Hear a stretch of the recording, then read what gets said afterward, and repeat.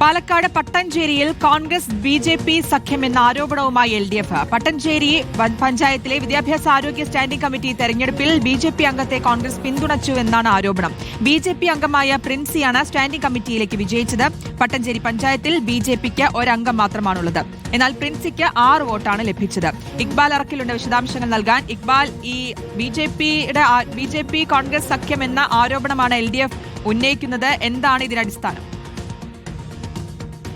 ശ്രുതി, പാലക്കാട് പട്ടഞ്ചേരി ഗ്രാമപഞ്ചായത്തിലെ വിദ്യാഭ്യാസ ആരോഗ്യ സ്റ്റാൻഡിംഗ് കമ്മിറ്റി തെരഞ്ഞെടുപ്പുമായി ബന്ധപ്പെട്ടുള്ള ഒരു ആരോപണമാണ് ഇപ്പോൾ എൽ.ഡി.എഫ് ഉയർത്തുന്നത്.